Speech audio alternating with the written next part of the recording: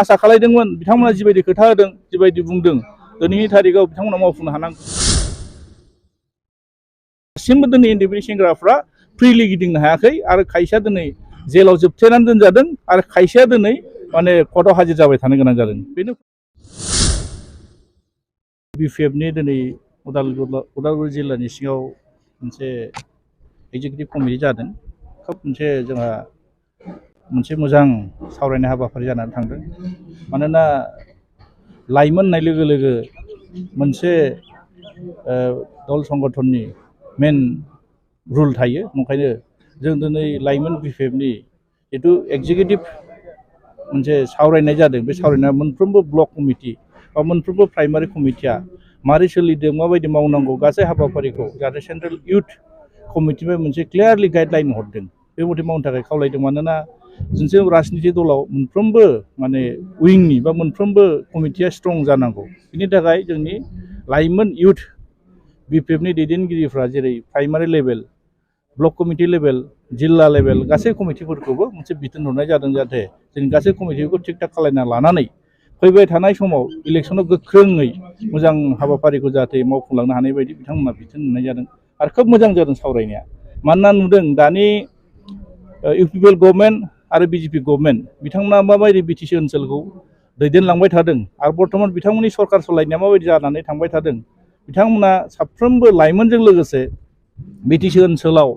माने रायजो जानाय सुबुं माहारि गुबुन हारिफ्राबो बर'जों लोगोसे गुबुन हारि माहारिफ्राबो जेबायदि मोनसे आसा आरो मिजिं लानानै बिथांमोना जि धरनाव आसा होदोंमोन रायजो राजाफोरनो नाथाय बिथांमोना मावफुंनो हायाखै बेनिखायनो दानि बर्तमान इउपिपिएल सरकार आरो बिजेपि सरकारनि सायाव बिथांमोना कमप्लिटलि मोनसे गोजोननाय गैया ओंखायनो जोंनि लाइमोनफोरजों जेरैबायदि लोब लोब फैनानै गोबां जोंनि गेजेराव जयनिं जाफैदों आरो बे जयनिं जानायफोरखौ जों मोनफा मोनफा दायित्व होनानै फैबाय थानाय दिनाव बिपिएफखौ स्ट्रं आरो गोख्रोङै हाबा मावनो थाखाय बिथांमोननो दायित्व होनाय जादों आरो बिथांमोनाथ' मोनसे नाटकसो ना प्रमद बर' बिथाङा जि धरनाव खोथा बुंदों आरो प्रेक्टिकेल मा जानो थांगासिनो दङ दिनै बिथांमोना केसखौ फारसेथिं माने सोङोब्ला बा एसेम्ब्लिनि गेजेराव जों कुइसन खालायोबा मोनफानि उनाव मोनफा फोजोबलांगासिनो दं होननानै बुंदों आरो प्रेक्टिकेल बिथांमोना दिनै नुनो मोनदों साफ्रोमबो एनडिएफबि माने जायफोर केडार बा लिडार्स बिथांमोना दिनै कर्टआव हाजिर जाहैबाय थानो गोनां जादों आरो दिनै रन्जन दैमारिजों लोगोसे गोबां माने एनडिएफबिनि एक्स एनडिएफबिनि माने जोहोलावफ्रा दिनै जेलाव जोबथेसालियाव जोबनानै दोनजादों बेनो फोरमान आरो बिथांमोना जिबायदि बाथ्रा होदों जे गावनि सार्थ आरो गावखौ मोनसे थाखा फैसा खामायनायनि मोनसे नोजोरजों बिथांमोना बेबायदि बाथ्राखौ बुंबाय थादों थगायबाय थादों जोंथ' आसा खालायदोंमोन बिथांमोना जिबायदि खोथा होदों जिबायदि बुंदों दिनैनि थारिखआव बिथांमोना मावफुंनो हानांगौमोन मानोना 3 बोसोर बारलांबाय आरो सुक्ति जानायाथ' 4 बोसोर बारलांबाय दिनै दासिमबो दिनै उन्दै सेंग्राफ्रा फ्रिलि गिदिंनो हायाखै आरो खायसेया दिनै जेलाव जोबथेनानै दोनजादों आरो खायसेया दिनै माने कर्टआव हाजिर जाबाय थानो गोनां जादों बेनो फोरमान आंथ' सासे बेरेखा हान्जानि एमसिएलए हिसाबै आं बेखौनो बुंगोन जे बिथांमोना मोजां सरकार सालायनांगौमोन जों सरकार जानायखौ बिथांमोननि सरकार मोजां सालायनायखौ जों लुगैजादों खिन्थु बिथांमोननि जिथु मावनाय जि हाबाफारि गनायजाथावना नङा मानोना बिथांमोना दिनै रायजो राजाखौ जिबायदि नंखाय मिसा खोथा बुंनानै दिनै बिटिसिखौ माने उन्नयननि खोथा बुंफ्ला गावनि पार्सेन्ट जानायनि थाखाय जिबायदि बिथांमोना मोनसे नोजोरजों खामानि मावबाय थादों जों बिथांमोननि माने सरकार सालायनायखौ जों नङा रायजो राजाफ्रानो बुंदों बिटिसिआव थानाय गोबां माने सुबुंफ्रा बुंदों जे बर्तमान बिटिसि सरकारा समाय मथे बोसोरिया जिथु बाजेट हरखानाय रांखौनो बिथांमोना खरसा खालामनो हायाखै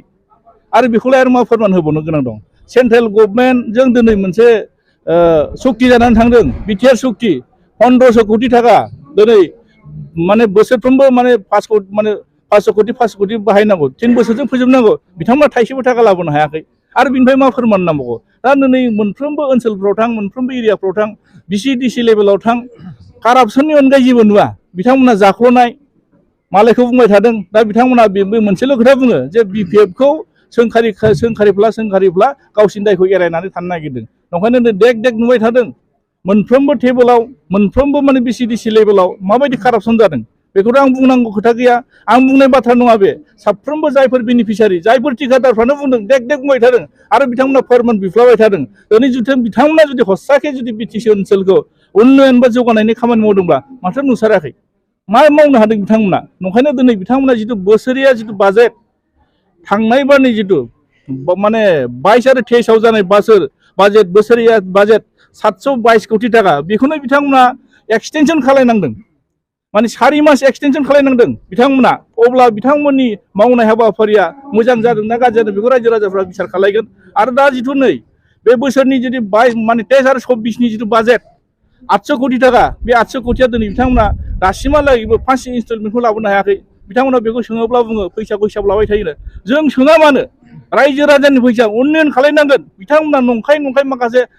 बायदिसिना माने नलेज फेस्टिभेलानो बुं बायदिसिना गोबां धरननि बिथांमोना फेस्टिभेल लानानै बिथांमोना थाखा फैसाखौ नांगौ जायगायाव बाहायाखै माने नाङै जायगायाव बांसिन बाहायनायखौ नुदों मानोना दिनै थारिखआव जों नुदों गोबां जोंनि बिटिसि ओनसोलाव खामानि मावनो गोनां दं बिथांमोना खोथा हनै मोनदि मावथों जों बेखौ खावलायदों आरो दा बिथांमोननि जिथु मावनायफ्रा रायजो राजाजों मोनसेबो गनायजाथावना नङा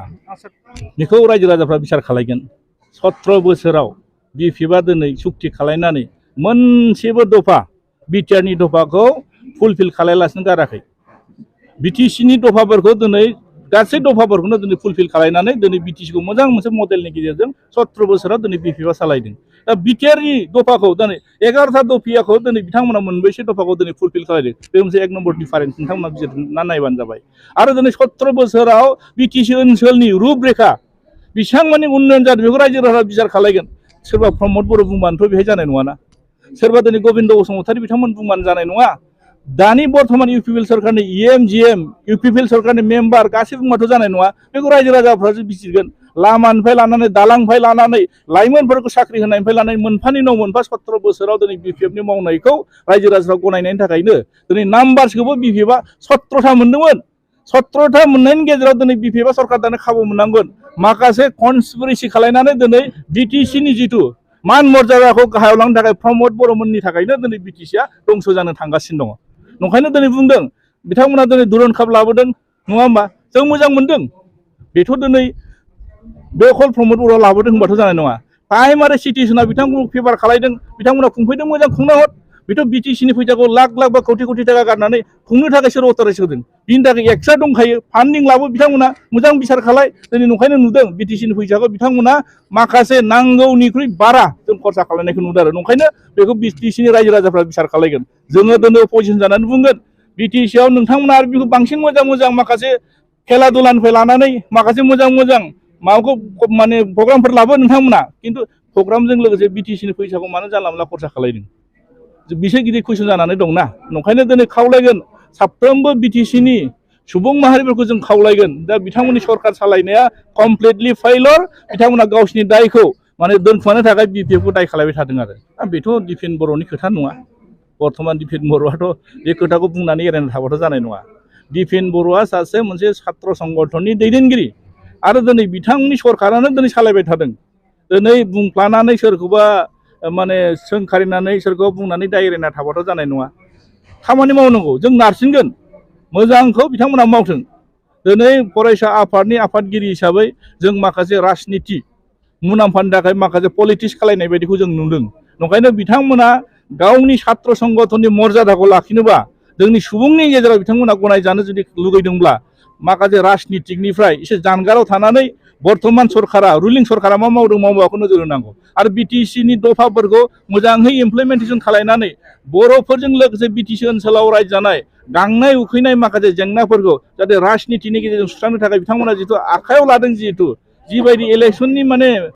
इस्ताहाराव बिथांमोना जिबायदि खोथा बुंदोंमोन मावफुंथों आरो दिनै दिपेन बर'आ बुंनाया बेसेबां सैथो दं बेसेबां सैथो गैया बेखौ बिथांमोना बुंब्लाबो जे जागोन जाया बेखौ माने समाजै बिसार खालायगोन नंखायनो रायजोफ्रा बिनि सायाव बिसार खालायगोन आरो नंखायनो दिनै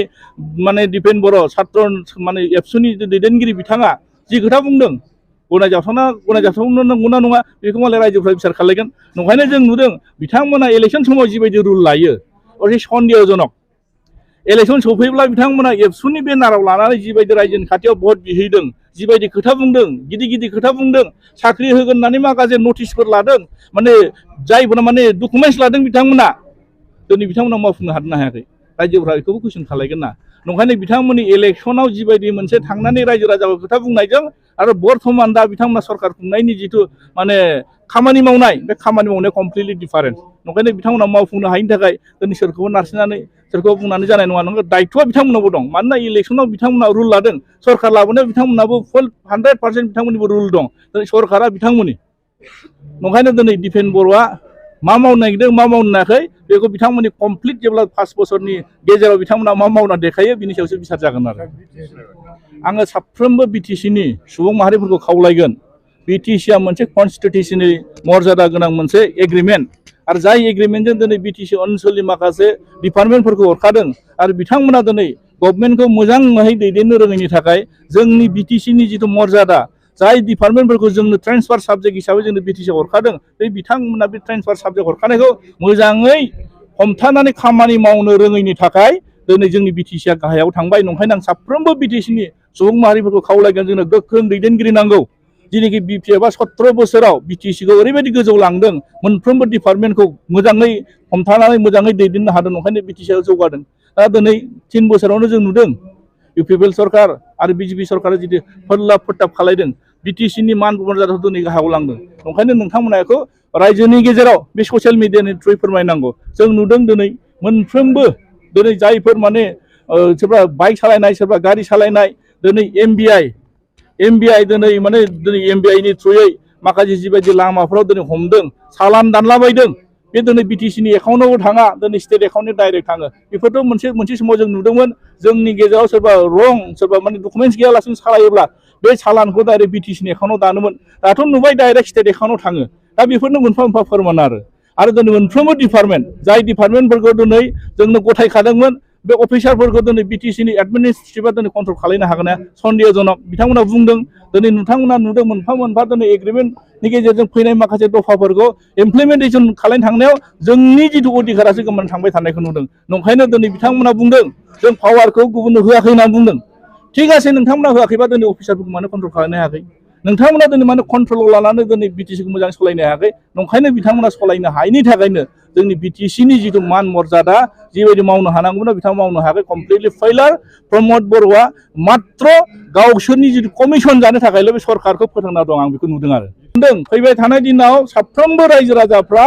बिपिएफखौ दिनै लाबोफिननो थाखाय आं खावलायगोन आरो दिनै बेखौनो बोजबना लादों बिटिसिनि